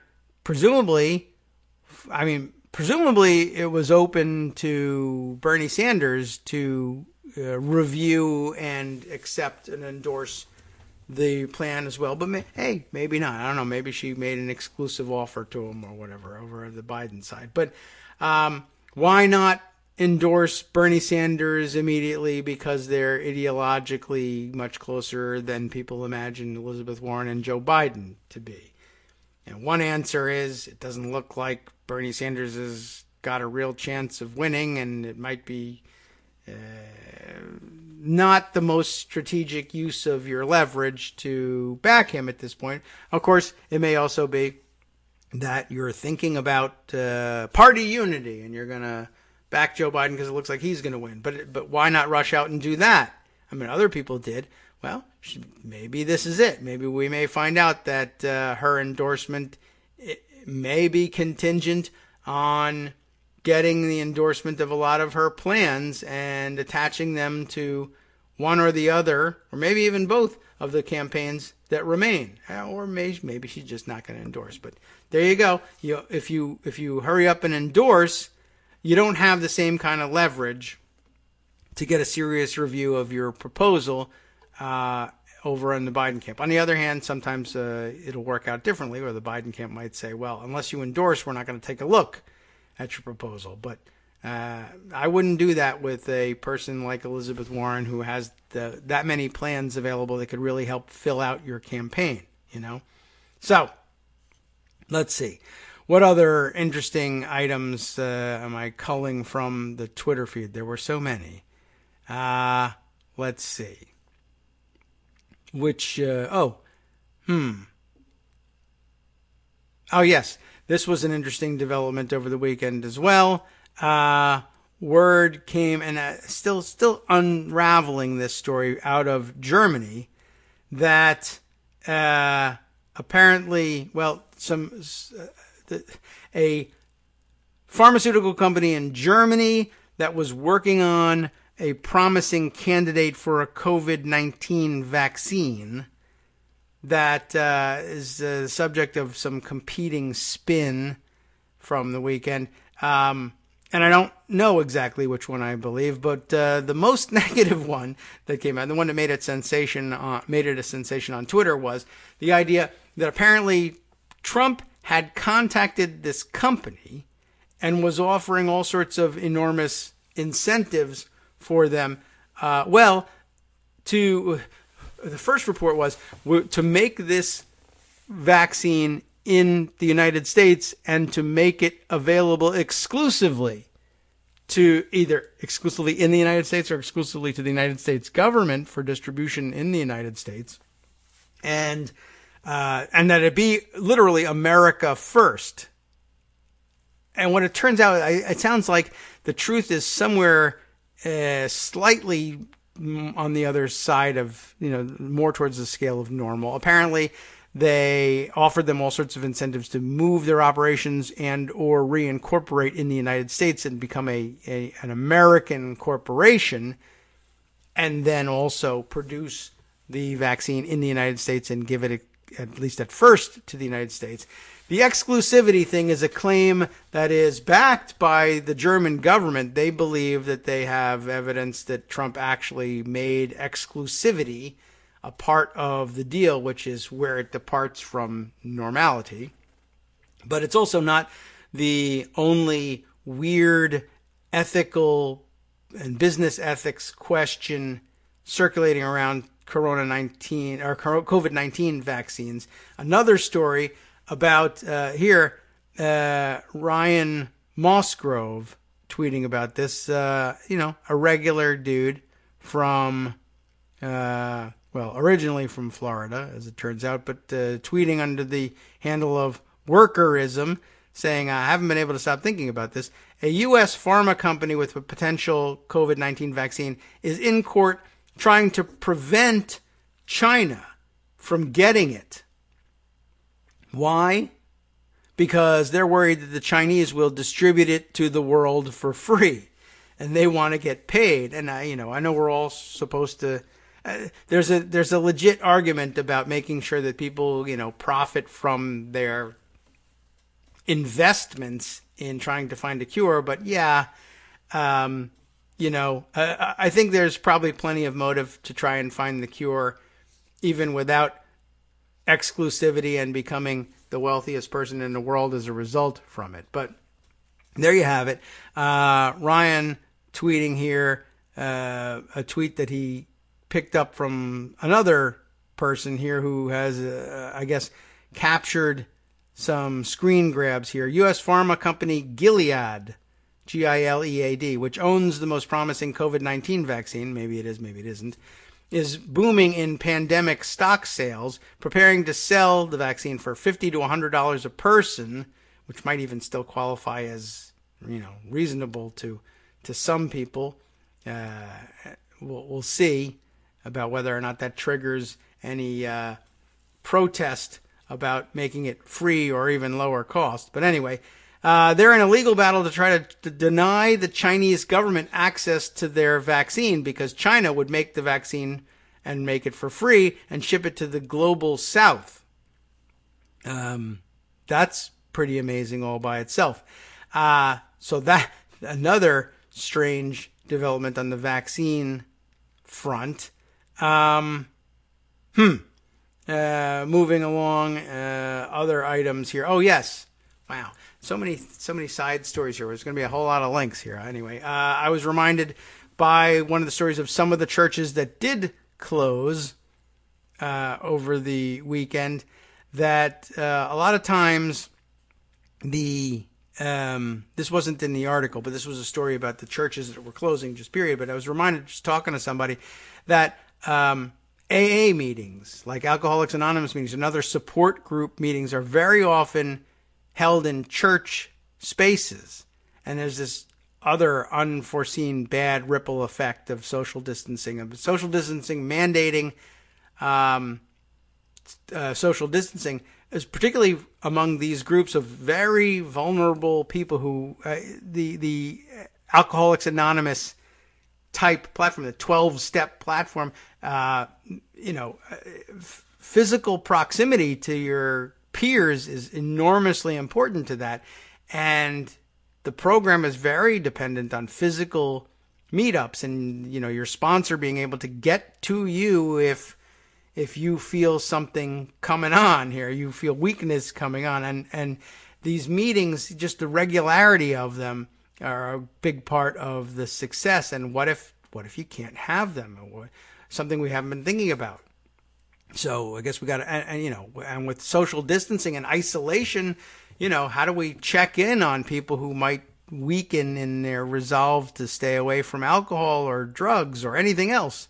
Or even if it's just people, support groups for people, grief support groups. That physical proximity is very important, and hopefully there's some sort of alternative available for people before things get too far gone, I guess. All right. Let's see. You know what? I'm going to jump back into Pocket because I can think of at least one thing that I thought was pretty interesting and insightful, and maybe you didn't get a chance to see it. Jack Goldsmith, who we usually go to for legal analysis, recognizing that he's a fairly conservative legal analyst, but we go to him on, national security type issues. He was a writer for Lawfare blog. You've heard the name. He had an interesting take on the Friday press conference that I thought was worth reading in our closing minutes. He says, I've been thinking whether in American presidential history there's ever been an act of cowardice and impotence as brazen as Donald Trump's "I don't take responsibility at all" comment, followed by his efforts 3+ years into his term to blame his predecessors, for everything. I thought that was an interesting comment, and he goes on here. Many presidents have tried to deflect responsibility for various acts, of course, but I cannot think of another episode that, adjusted for high-stakes context, comes close to Trump's remarkable combination of gutlessness and weakness. That's really going to be powerful words for Trump. That's going to, if he ever hears them. Anyways, but he's asking, am I missing something? Can anybody think of any other examples? This episode, more than any other to date in the Trump presidency, reveals the vital importance of leadership in our democracy and the woeful absence of it now. It calls to mind, for him anyway, he says, these words from Irving Babbitt's great book, Democracy and Leadership. I'm sure it calls it to mind for him. He's a Harvard professor, not me. But anyway, as he puts it here, in the long run, democracy will be judged by the quality of its leaders, a quality that will depend in turn on the quality of their vision. Where there is no vision, we are told, the people perish. But where there is a sham vision, they perish even faster. I've never heard it put quite that way. Anyway, I just thought really the beginning of that part was an interesting question. Have you ever found, can you think of another example of in presidential history, a bigger act of cowardice and impotence? That's quite a statement, and it's probably going to be difficult to find something that is actually worse than that. All right. Well, let's see. What other last-minute things can we throw in here? Just trying to find a few more items. Yes. You know what? I told you about the crazy-ish young woman, Katie Williams is her name, who made such a big deal of eating at a crowded Red Robin and wearing it like a badge of honor, or as like I say, as a suicide vest. These people are biological suicide bombers, possibly. David Neer, again, one of our own, had an interesting take on this, I thought. Conservatives refusing to do social distancing are showcasing everything they've falsely accused liberals of. That is to say, a lack of respect for authority, for elders, for law and order, for community. And here they are, putting personal gratification above the greater good. It's the ultimate act of projection. And as our own, again, one of our own, Bill in Portland, Maine, brings up its total embrace of the old, if it feels good, do it line. It's really amazing what they reveal about themselves when they do this. It's been extraordinary. Let's see, other things that might be worth pointing out. Let's see. There's some great compilations out there of, the New York Times has a complete list of Trump's attempts to play down coronavirus, in case you just want to follow along with how many times he did it, as he, in the coming days, no doubt will deny that he ever did that. It's put together in the New York Times by David Leonhardt. Let's see, another compilation, Daniel Dale putting together something along with his colleagues on the fact-checking of the Friday press conference. And I don't know whether they've caught up with the Saturday press conference yet. Let's see. I think we've covered all the places that, or the big cities, and I don't know if we've named every single one that's shutting down its bars and restaurants and who's closed schools. But one last thing, I guess I really ought to squeeze this one in, as a story, I can't read the whole thing, from New Jersey, a strange cluster of coronavirus outbreak in a hospital that I think is in Teaneck, New Jersey. Holy Name Medical Center has got 11 current cases with 6 patients in the ICU. It's not a big hospital, but I guess what was of interest was that of the people in the ICU, they also have 40 more patients under observation. But the people in the ICU, a significant portion of them were younger men. I think all under 40, and I don't remember what the age range they put on them was, and I'm running out of time to find it. But, I mean, we're talking about a couple of 20-somethings who are in the ICU. So for those, there we are, all of Holy Name's 11 positives are all male, all between the ages of 28 and 48, which is a little bit unusual. So again, to the extent that anybody who's listening to the show believes that they're, immune from or at less risk from coronavirus because of age, it doesn't seem like they're 100% certain on that. And there's certainly stories that would indicate it's not the case. All right, so let's see. We'll close things out here with Adam Bonin compiling a list for everybody on Twitter of all of the MGM resorts that are closing in Las Vegas, just so you get some sense of what this means for the Strip. The Bellagio, Aria, Vidara, Excalibur, Luxor, Mandalay Bay, MGM Grand, New York, Mirage, and the Park MGM. Tens of thousands of rooms coming off the market there, and all the gaming floors closing as well. It's really pretty extraordinary. One of the more subtle efforts at encouraging social distancing without closing down, Starbucks apparently removing all the chairs from a lot of their locations, telling people coffee available, yes, but it's to go. But what a subtle way of putting it, right? All the chairs are gone. You can stay if you want to, I guess. We won't kick you out, but you can't sit down and relax. So you might as well go home. And who knows how much longer that's all going to last for. I hope you're all well supplied. I hope you're all staying healthy and doing your best to practice your social distancing. And as a matter of fact, I'm going to socially distance myself from the microphone now and turn it over to Justice Putnam, all the way on the other side of the country, to bring you his take on all the news. Of course, he'll be catching up on the Trump claims that he was tested for coronavirus. We'll see what he thinks of that. And he'll have more on that German bribery story. I hope he'll get deeper into it than I will. From Daily Kos Radio on networksradio.com. You have been listening to the Kagro in the Morning Show with David Waldman. Updates from around the world, as usual, of course, coming up next in Israel, where opposition leader Benny Gantz will be asked to form a new government once again, boosting his chances of ousting Netanyahu. And, of course, on everybody's mind, the sex clubs in Amsterdam have to close. So, all right, that's off the list. We'll all just stay home after all. See you tomorrow.